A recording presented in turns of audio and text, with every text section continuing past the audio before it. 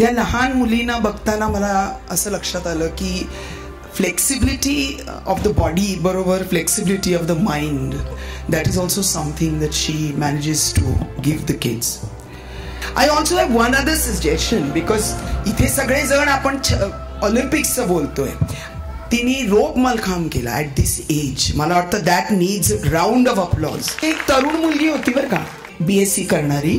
ती घाबरत होती वर जायला, पण ही पार वर जाऊन तिने ते काय झाप वगैरे जे तुम्ही करताना ती इतकी सुंदर केली.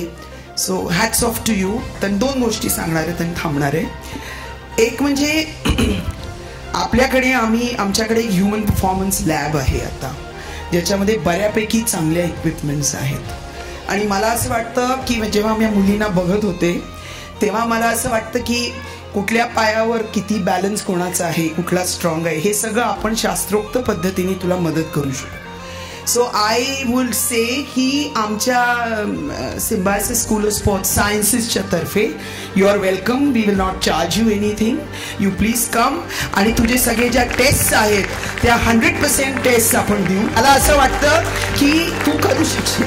So we are always at your back and call. तुला कुठलीही गरज लागली तरी आय विल हेल्प यू. इथे मी आता असं जाहीर करते तिचा सगळा उत्साह बघून, नैना निमकर ह्या पर्सनल लेवलवर तिची पुढची जी काही नॅशनलची टीम जाईल त्या सगळ्या टीमचं complete beautiful costume I will sponsor.